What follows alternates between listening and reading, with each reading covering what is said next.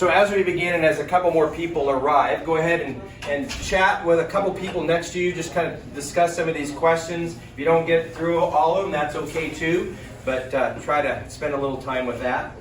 And I'm going to go to the highways and byways and try to move more people in here. All right, I know I haven't given you a lot of time, but why don't we come back together here a little bit, and maybe you can share with me some highlights from your group. So, what were some highlights? Anybody? First question: when have you been extended hospitality in a memorable way? Can you have a brief? I'll share what I did because it ties in with St. Andrew. I said when we joined the church, I was expecting Allison, and she was overdue. We were in the hospital for her first 11 days of life, and John came in one day and said, there's some woman named Dee Dee Walker who wants to bring us a meal. And it was the new baby ministry from St. Andrew, and so she and others brought us a meal, and that was wonderful. And then I said, I've done that over the years, most recently for Laura and Ian's daughter who had a new baby. Yes, yes. Yeah, wonderful, great. Other examples of hospitality you've experienced? Elsie, were you about to say something just a moment ago? Okay. Okay, all right. I remember when I first met Tim's extended family when we were dating, his uncle who hosted the family gatherings just made me feel so welcome and so much a part of the family. You know, that right away I was just like, oh, you know, this is not awkward. I don't feel sort of like they're the family and I'm the outsider. So it was very delightful. All right, okay. Others? When growing up, we had 7 kids in 8 years. My parents started having children at the age of 19. So by the time they were 27, they had 7 children. There's twins in there, so it's not quite as onerous as one may think. But we didn't have a lot of money, so we got meals from the church and the free turkey and the holidays and such stuff. That was nice that we were given an opportunity. So, okay. Any other examples of hospitality you've experienced? Yeah. I remember we had a house fire several years back. And our best friends put us up for like 6 weeks in their home, and until we found an apartment because we were out of our house for 7.5 months while it was being rebuilt. But I think, boy, what kind of hospitality is that? You know, even though we're best friends, it was like God put us together, and they had the room, and they had a big enough house, and it was just wonderful, and we ate with them. And that was a huge blessing to us. Yeah, absolutely. Joni, looked like you were going to share something. You're really searching here. I remember when I had some back surgery and the youngest of 5 children was in kindergarten, and the neighborhood provided meals for a month and walked with me to the bus stop, you know, until I got longer and could go around the block and be on my own. And they were just there, hands and feet and heart. I have my own that I can share. I remember July of 1999 when I arrived in Iowa City. You know, the pastor of my family had to stay behind until early August, and Don and Joan Van Holzen welcomed me into their home and had a place prepared for me and invited me to share meals with them, and they were just so gracious and welcomed me. Had these wonderful conversations. I remember Don had such a lively mind and curiosity, and just welcomed me into that conversation. And then they passed me on like a baton. They passed me on to Jim and Gwen Lowe. And I spent the last week. Just a total joy. And so 2 families welcomed me before my family came, and then when my family arrived, the Hausers had put on the front door of our new home this big "Welcome to Iowa City" sign done by their children, and all kinds of things. And I think that's why Iowa City became home so quickly for us. So, yeah. Sarah, you're about to share. Yeah. Well, I was going to share about a different church that was very hospitable to me when I was in college at Luther in Decorah for a couple of years. Then I there's this Episcopal church that is white and it has a red door, so it's very striking. And I just decided one day I was just going to go to that church. I grew up Methodist. I just decided I was going to go one day. And actually, a couple of my roommates and friends ended up going with me, and we went for, I don't know, a year or so before a couple of us transferred to different schools. But they were very hospitable, and especially the pastor, who, he was funny because he could get very kind of angry about things sometimes, but he was also very welcoming to us, and he would make sure that we felt welcome to come to like potlucks and stuff, even though we were living in dorms and we couldn't always contribute. You know, where when they'd have a soup supper, he would say, you guys come, you don't even have to pay, like, it's, just come, We did one time bring a salad. We all smuggled some ingredients out of the cafeteria. And then he let us borrow a salad bowl to bring to the potluck. So. Sounds like the creative, persistent widow. Finding a way, right? So, great, good. So why do you think hospitality is important? Why is hospitality important? Why would it be one of the marks of a Matthew 25 church? I'm sorry, I missed the first part of your question. Yeah, why do you think hospitality is important? Why would it be one of the marks? We've talked about wisdom and justice. Those are big religious sounding words. And now hospitality. Because it's an expression of love, and we're called to love. Okay, expression of love. It's showing that you're not just thinking about yourself, you're thinking of others. Very good. Yeah, we're thinking about others, not just ourselves. It's a way to connect with others. Way to connect. Okay.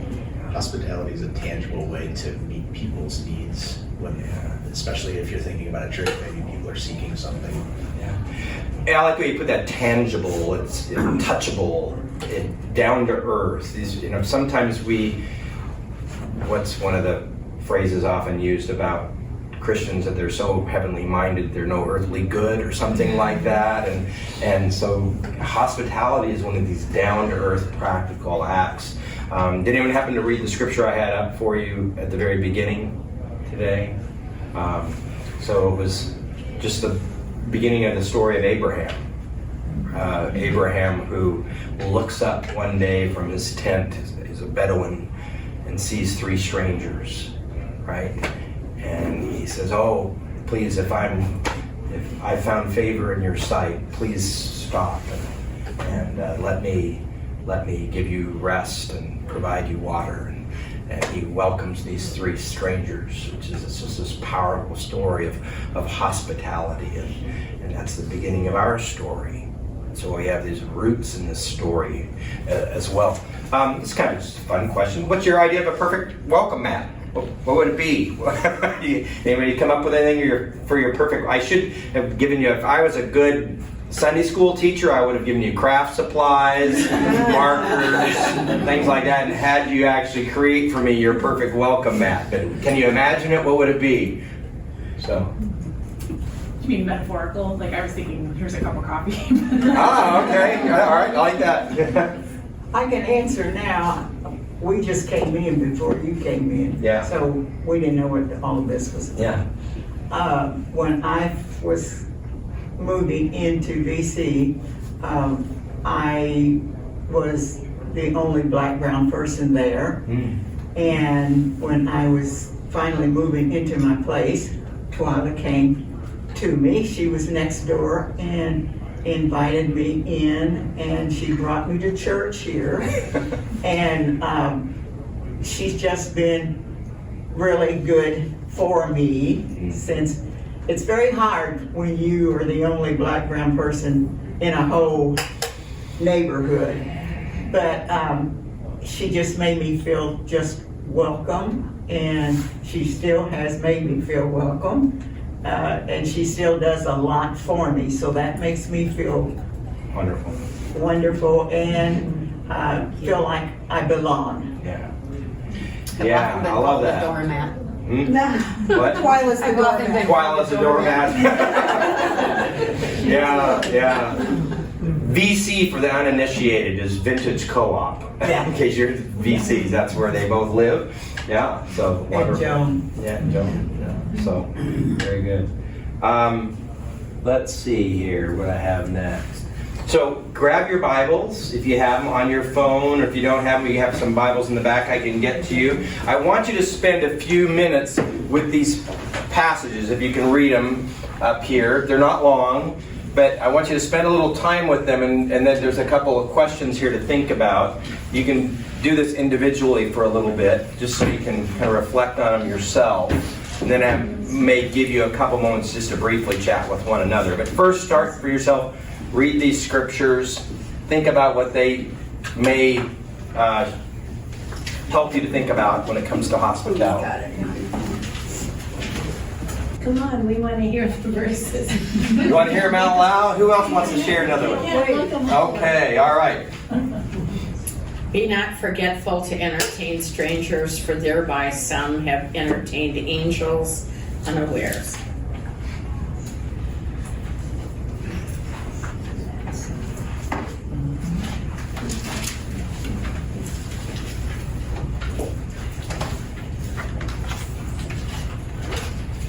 Anyone have the Acts passage handy? Day by day, as they spent much time together in the temple, they broke bread at home and ate their food with glad and generous hearts, praising God and having the goodwill of all the people. And day by day, the Lord added to their number those who were being saved. And maybe the last one, Leviticus 19:34. I have it. The alien who resides with you shall be to you as the citizen among you. You shall love the alien as yourself, for you were aliens in the land of Egypt. I am the Lord your God. Well, we can just jump right in. So from those passages, what observations can you make about hospitality? What are some things that you note from those passages? Some of the passages are hospitality toward the saints, and some of them are hospitality toward strangers. Okay. Yeah. And even the Romans passage, verse 13 is contribute to the needs of the saints, practice hospitality. But verse 14 is bless those who persecute you, bless and do not curse them, and then rejoice with those who rejoice, weep with those who weep, which I think sort of extends the idea of hospitality from not just the saints, but also to people who maybe, you don't get along with as well. And in settings of both rejoicing, but not only when it's easy and you want to celebrate something, but also when you need to reach out to someone in weeping. Aliens is such a visceral term. Yes. I mean, and I can tell you, who reads that does not think about how we do such a poor job at welcoming the aliens. And So why is alien such a visceral term for you? Ian, tell me a little bit more about that. Can you just share a little more about that? well, I mean, first off, I think of UFOs. Okay. I was like, so really different. They're really different. But just, foreigners that basically don't belong here, right? I mean, it's just the aliens, alienated. They're not a part of us. They're somewhere. They're supposed to be somewhere else. This is such an ancient book of our library, right? Leviticus goes way back to our beginnings, and yet, boy, out of all of these passages, this is the one that kind of just struck me with how current it is.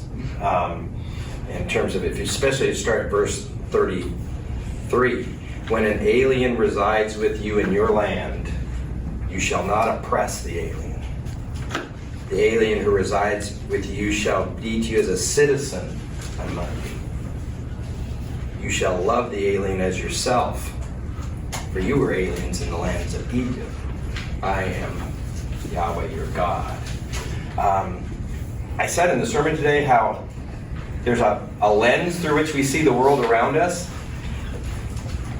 Tell me this is not an alternative lens to see our nation, right? Think about how aliens are talked about in our current society, right? And how are they? What kind of life do they find among us? This is this is a world-altering passage, in my opinion, if we were to make this our lens through which we see it. So,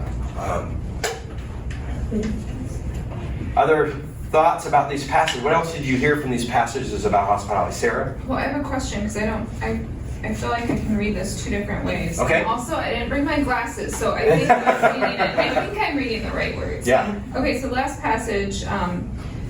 So then, whenever we have an opportunity, let us work for the good of all, and especially for those of the family of faith. So when I first read it, I thought, well, I don't really like the way that sounds because it's more hospitable to work for the good of all, whether or not they are people of faith, right? I mean, that might be the more important time to extend hospitality is to someone who is not of your faith, right? But then I thought, well, maybe I'm misunderstanding it. Maybe it's saying it's especially important for those of the family of faith to work for the good of all. You know, does that make sense? I'm not sure which way we're supposed to read it. I think probably in this case it is the first way you read it, which is so that then whenever you have opportunity, let us work for the good of all. Okay, all well and good, right? We're working for the good of all. Why especially for those of the family of faith becomes the question. Because that to me sounds like, oh, because we are this group that should look after each other before we look after those that are not. Notice it doesn't say before though. That's the point, I think, is it doesn't say before. It says especially. Yeah, but how many of you have ever witnessed or think that you may have witnessed somebody who may be seen as being just really wonderful for the people out there in the crowds, but then treats their family terribly? And what do we think about those people at that point, right? And so I think it's saying that, here's the way I'm interpreting, I guess, Sarah, is that, you know, the church is called a light on a hill, right? And so if we're not treating one another with this open-hearted, welcoming hospitality, the world notices. And so what is one of the societal kind of conventional ways of thinking about Christians? What's sometimes our media perception? Those Christians, they're such hypocrites. So this is one of the ways that we begin to work counter to that. Those Christians, they're consistent. They care for their own and they care for people outside. I think maybe that's a little bit of what's going on here. And also, I think within the church at that time, it was a mixed group of people. It wasn't just people in your socioeconomic stratus that you would have hung out with. So it would have been a different maybe group of people than you would have, because it was open to more people than just from your narrower group. So, and we know the church struggled with that too. I mean, we have it early on. Why do we have deacons? Right? Because they were neglecting the Greeks among them, the non-Jews in their midst, to become part of the one family, right? And so the widows and others were being neglected, and so they said, "Oh, we need to get this right. So let's designate deacons so that everybody's included in our hospitality, basically." So there is a challenge within the family of God sometimes to live out consistently what we're called to do for the world as well. I'm going to pass on this a little bit because we're already behind. My fault. So let's see. Oh, didn't go. There we go. I'm going to show a clip from the film Chocolat, and it's the Easter sermon at the end. And you can be thinking about when we're doing what stands out for you as you're watching the clip around this whole thought about welcome and hospitality. But what vision of Jesus does this sermon kind of provide for you? And think about how that may relate to being a people of hospitality. And so how does Jesus embody hospitality? So I'm going to have to, just because I don't know my technology well enough, I have to pull this off the screen and drag the other one. So a brief little vignette from that brief sermon. Don't you all wish your sermons were like that? 2-minute sermon? Hey, baby. Just under, actually. Yeah. So, thoughts? What portrait or vision of Jesus do you get from that sermon, and how does that relate to the hospitality?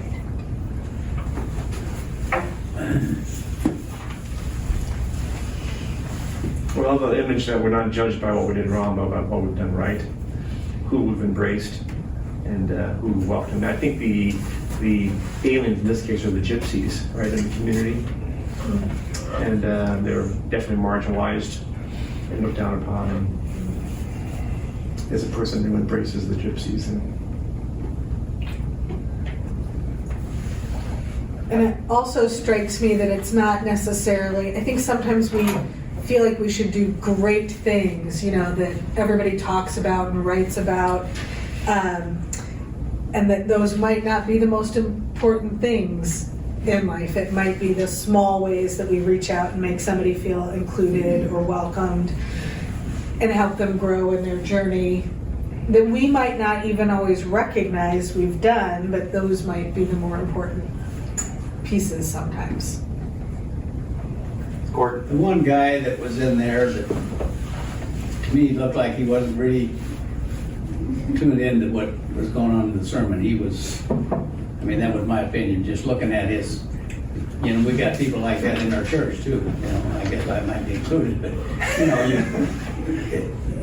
it was interesting to see his emotion, the way he looked at people. He was, in a sense, confronted. Yeah. Yeah. But I think that's a powerful way to see it. So piety or faithfulness is not known by what we deny, or deny ourselves. I love that part. That's what do we embrace? I love the word embrace. Yeah. So that's what I loved about this clip is I think it gives us a new dimension to hospitality. It's just not being nice. it's a whole act of embracing the other. So not just making room for the alien in our community. Boy, that's a whole nother dimension, right? To actually embrace the stranger, embrace others. That's very powerful, I think. Other things from that clip. I was thinking how Jesus, the Jewish leadership would have said that you don't want to get contaminated by being with certain groups, but Jesus was the one who would touch the leper and associate with the tax collectors and be with these people that others would have said it's more pious to abstain from their company, and he says no, be with them. Yeah. Well, they say I want to think about the humanity of Christ, his humanness, and how often we do forget that, just to see his real life example of being out among all the people that were seen as on the outside. And they grumbled because he was always with tax gatherers and sinners, the betrayers and the immoral. However it was conceived at that time. And so again, he demonstrated a life of embracing people so that they were at home. I love the way you put that earlier, Elsa, because you said it made me feel like I belong, right? And so it seems to me that's the impact of the life of Jesus, is to reach out in such a way that people all of a sudden experience that they belonged, when always before they did not belong. They were always pushed away. Now they belong. Did you hear some of the things where the woman who's reflecting out in the congregation, how did this experience help the community be changed? What were the experiences as a result of that? She said they felt a lightening. I almost think that sense of just a little more joy. Like and of course it goes into the festival parties, right? So you really feel that joy. Right, yeah, right, yeah. There's a reason for rejoicing. Okay. Well, anytime we get those rules that don't help us in any way lifted, it's joyful. I mean, you know, all these rules that, you know, my parents had, you know, don't ride your bike on Sunday, don't do this, don't do that, don't. And then I grow up and I come here and I'm like, I can ride my bike on Sunday. That's good. I guess a rule was lifted. Yeah, and I think that's why this is kind of an interesting juxtaposition for me, because like I say, we went the first week, we talked about wisdom. And again, wisdom being a way of living that places us in alignment with the ways of God, right? So wisdom is that practical day-to-day knowledge of how I align myself with God's purposes, God's ways. And then that led us into justice, right? And justice oftentimes is about making sure that things are lived out according to the right, you know, that which is just and whole.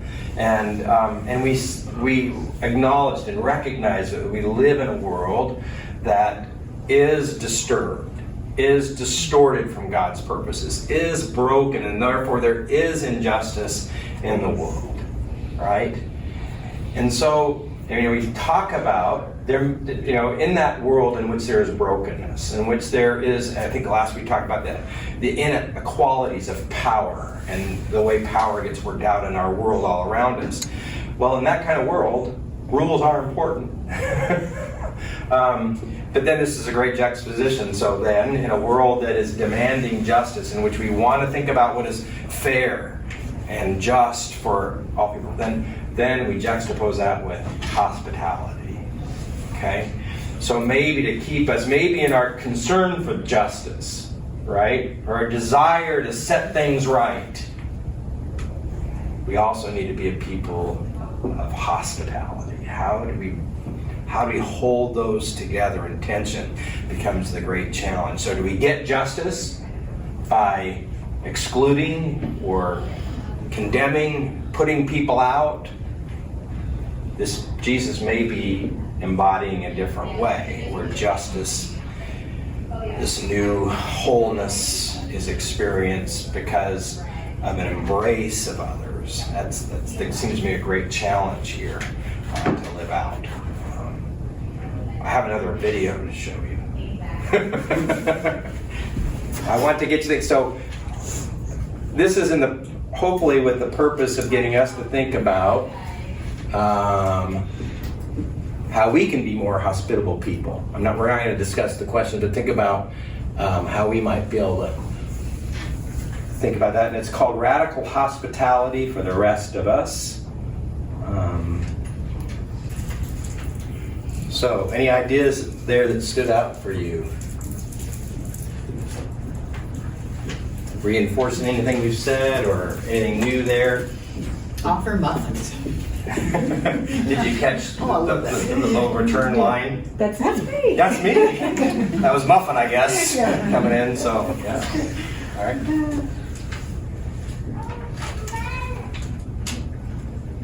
I think just the openness, particularly at the end of like understanding, you know,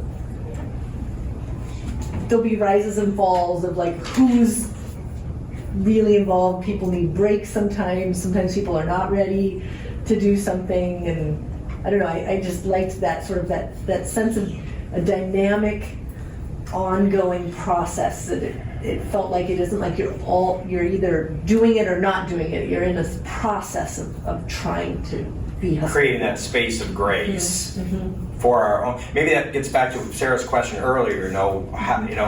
If we can't do it with our own people, if we can't extend that space of grace, it's going to be hard to be welcoming to the others that we also meet.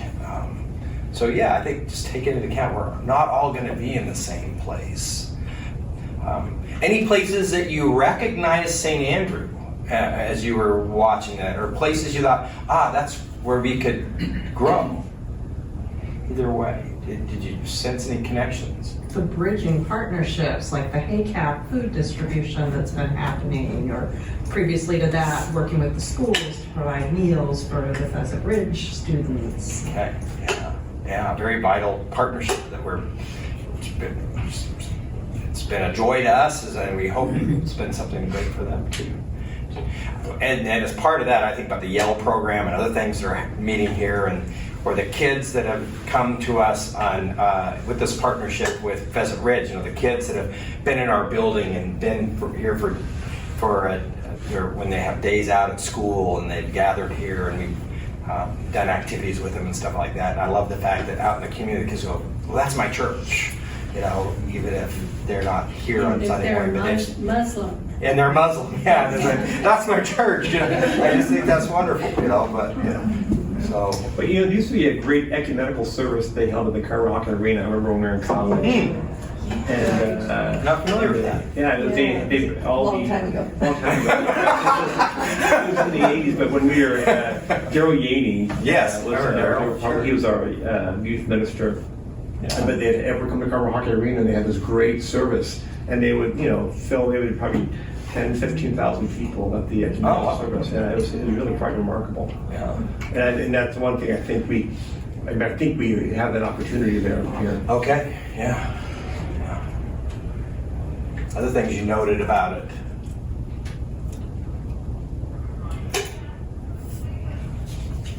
Well, that it takes shared vision between people who, you know, are identified leaders in the church, but also, you know, people who are the everyday people in the church, and sort of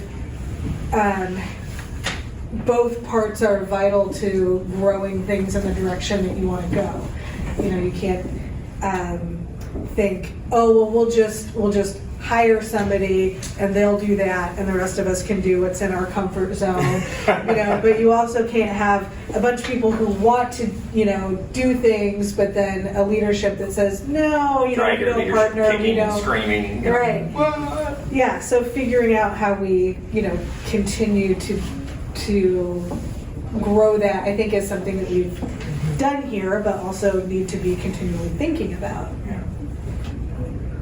The other thing I thought of, maybe not in the moment, but as I've been pondering it for a few moments, is that each of the examples she gave, each had something that she noted as strength. And I didn't hear any, it wasn't that there was one church that did the prisoners and the orphans and all of it, right? Yeah. And so sometimes I think there is something about realizing you may have a strength and you may have a weakness. You don't have to address every single weakness. You got to trust the whole church. Right, and it's like the Bible verse of the hand and the foot and the head, right? Right, so right. Maybe not, like we can label the things that we're not doing as well, but maybe that's not really the point always, that maybe part of it's to figure out what is our strength and make sure we're doing that really well. Yeah, great.